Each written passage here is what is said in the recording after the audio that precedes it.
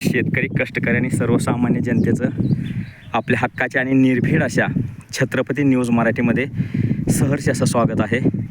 मी संपादक दादाराजे भोसले.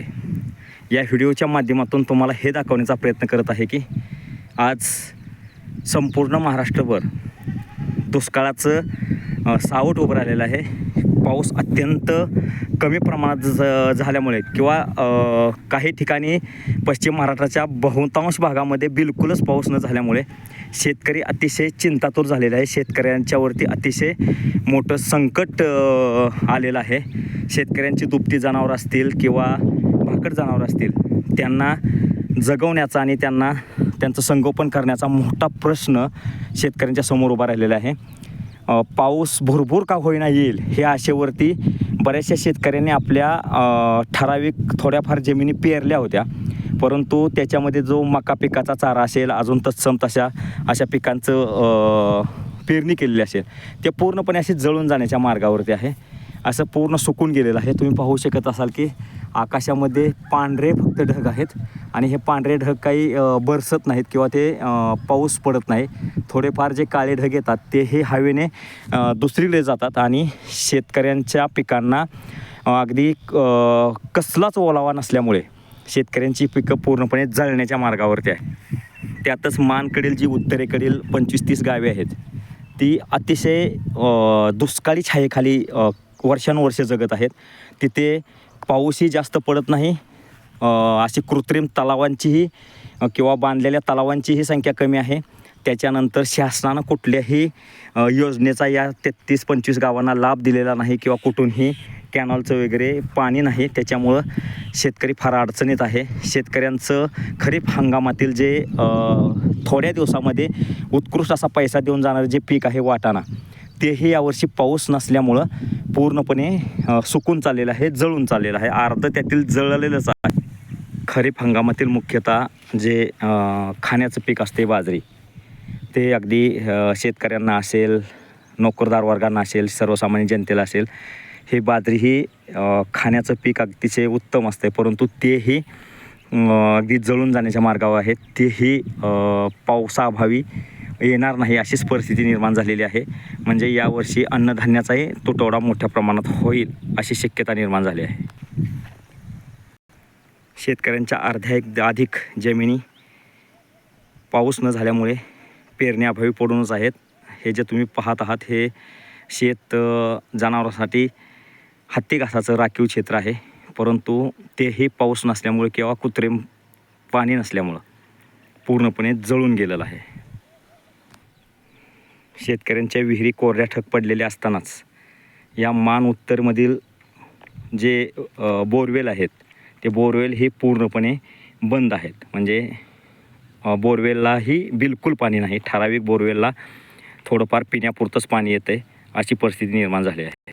शेतकऱ्यांच्या दूध दुभत्या जर्सी गायींना शेतकरी 4,500 पासून ते 5,000 रुपये टनापर्यंत शेजारच्या सोलापूर जिल्ह्यातील माळशिरस तालुका असेल, नातेपुते भाग असेल, फलटण तालुका असेल, सोमनथळी, सांगवी या क्षेत्रातून ऊस घेऊन येत आहे आणि आपली दुभती जनावरं वाचवण्याचा आणि जगवण्याचा प्रयत्न करत आहेत. परंतु जी अशी भाकड जनावरं आहेत, लहान जनावरं आहेत, त्यांना असे मोकळ्या रानावरती किंवा माळरानावरती खुट्या ठोकून बांधून त्याच्यावरच त्याचा उदरनिर्वाह शेतकरी करत आहे.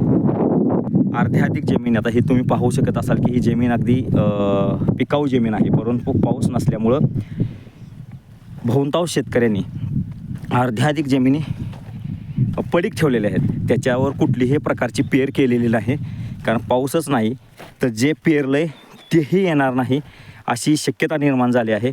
मग या पडीक जमिनी तर ज्या आहेत पेरण्याअभावी पडून राहिलेल्या, त्या तर अशाच राहतील अशी दाट शक्यता निर्माण झालेली आहे.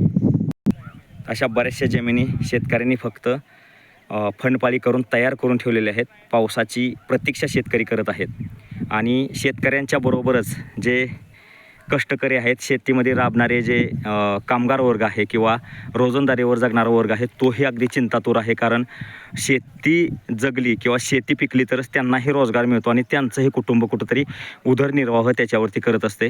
त्यांनाही मोठ्या संकटाला सामोरं जावं लागत आहे. आज या पश्चिम महाराष्ट्रातील जे नेते आहेत किंवा सातारा जिल्ह्यातील मान खटावसारख्या ज्या दुष्काळी भागातील जे आत्तापर्यंत होऊन गेलेले पुढारी, आमदार, खासदार, मंत्री असतील ते सर्वच्या सर्व कुचकामी ठरलेले आहेत. आणि आपल्या ह्या शेतकऱ्यांच्या समस्येकडं कुणीही लक्ष देताना दिसत नाही.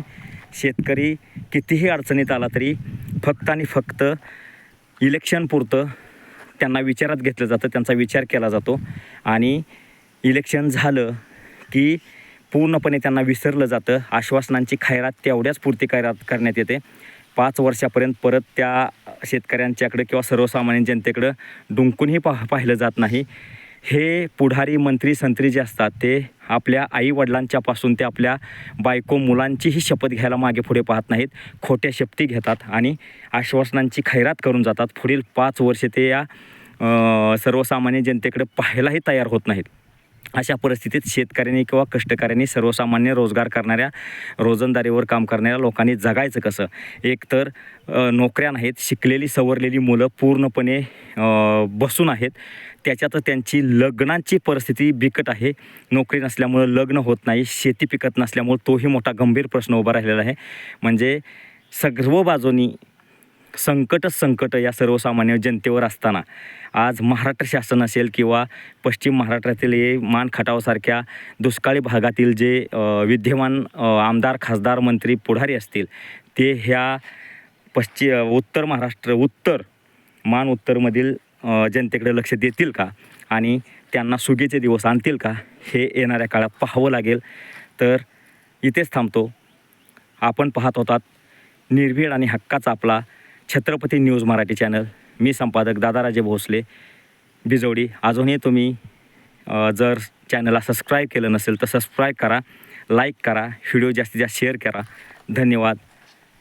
जय महाराष्ट्र, जय बळीराजा.